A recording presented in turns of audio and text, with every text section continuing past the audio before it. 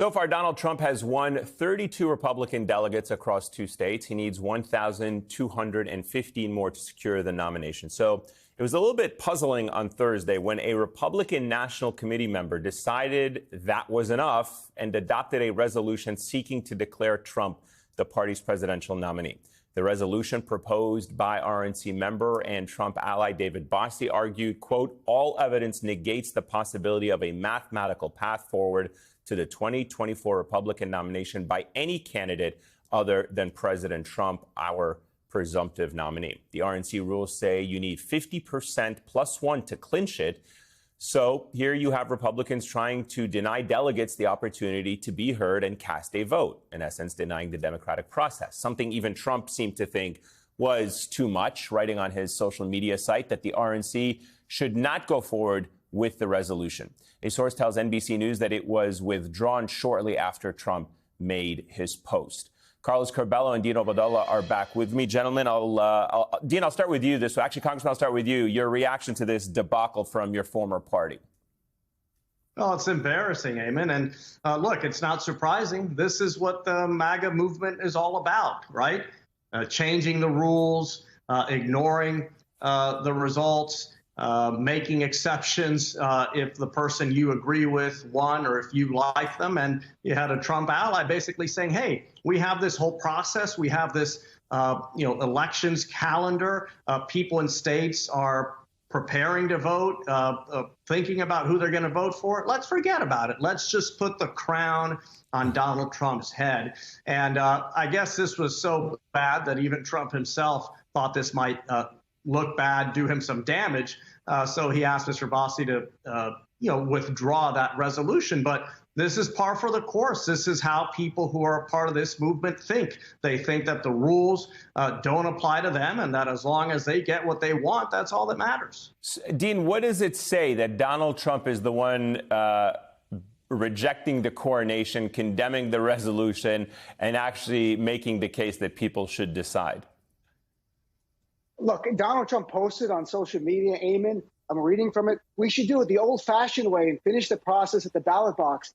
This coming from a guy who attempted a coup, okay, after 2020, who incited the January 6th terrorist attack, and now he wants the old-fashioned way. Let's be honest. If he starts losing the delegate count to Nikki Haley, he'll be the first to say, stop counting the ballots. It's over. This is rigged. And the worst part is the MAGA base, the MAGA part, not the normal GOP part. The MAGA part will be like, that's fine. That's what we're dealing with. We're dealing with a guy who rejected doing debates in the GOP primary because that is a staple of democracy. Letting candidates have a candidate on stage, let voters assess that. Trump said no to that. He will not debate Nikki Haley. And again, it's another rejection of democracy. It's also Trump's handlers protecting him from what is clearly a dangerous cognitive decline of Donald Trump. So don't go on the debate stage. But look, this is just him playing games like he cares about democracy. That's hilarious. Right. He should just say live from New York at Saturday night at the end of it, because it's such a joke. The interesting thing was, Congressman, that Nikki Haley came out against the resolution as expected, but she also suggested that it might have actually been Trump that was behind the plan. You think that might have been the case, that Donald Trump maybe with a wink and a nod encouraged it, only then to kind of come out publicly and distance himself from it? That's certainly a possibility. I mean, it wouldn't be the first time that Trump had an idea that then he realized might actually hurt him and, hit the brakes on it. But here's the sad part, Eamon. The sad part is that if Donald Trump had actually requested this, it's very likely that the RNC would have gone along with it and that they would have tried to cancel primaries in 48 states plus territories. So that is what people should take away from this, that in today's Republican Party, what one man says is the only thing that matters. And that's dangerous. That's not good for Republican primary voters, but it is certainly not good for the country when we only have two major political parties. And the other thing is, let's pretend that, let's not pretend that this was just a one-off idea, because it came after RNC Chair Ronna McDaniel actually called on Haley to drop out and support Trump, leaving aside the fact that she, as the RNC chair, is supposed to be impartial during this primary process. But do you think that, Dean, do you think that David Bossie felt like he had permission here because of the comments that were coming out from people like Ronna McDaniel? I'm surprised David Bossie didn't introduce a resolution saying Donald Trump should be named president of the United States today. I mean, look, we're dealing with a movement that honestly rejects democracy. MAGA, as President Biden has talked about, is the greatest threat to our democratic republic that we've seen in our lifetimes. It's the greatest threat to our democratic republic since World War II. So these are minor little things here around the edges. In the big picture, if you ask MAGA now, should Donald Trump be president today? They, of course, would say yes. If you ask Donald Trump that, of course he would say yes. So that's what we're dealing with, an anti-democratic movement, authoritarian in nature. Donald Trump wants to be king. Why have elections? Let's not be bothered by things like voting and counting votes. Just give him a crown and let him be king.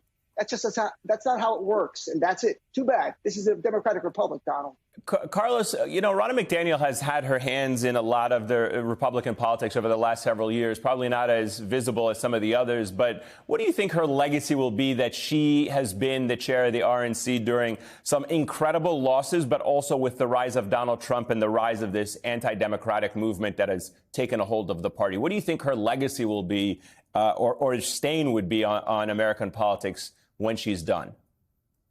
Eamon, I know the chairwoman. I truly believe that this cycle at the beginning, she wanted it to be fair. She wanted it to be open. She wanted other candidates to compete. But at the end of the day, people who are so closely associated with Donald Trump and with his actions are going to have to answer for them. And they're going to have to explain why they sat by while he diminished institutions, ignored the rule of law, tried to disrupt the constitutional order, diminished our public discourse, introduced all of this anger and hatred and resentment into our politics. So she's been right along there with him. And yes, Republicans haven't done very well the last few years. Again, big losses in 18 and 20, and then, of course, a big disappointment in 22. So it's all there, and she's going to have to answer for it one day. Yeah, I think she's been co-signing a lot of Donald Trump's checks, and especially the vitriol that he has, as you said, injected into the politics. Just the tenor and the tone of how he has gone after other Republican candidates will be something that I think will be a hallmark of Republican politics for a very long time to come.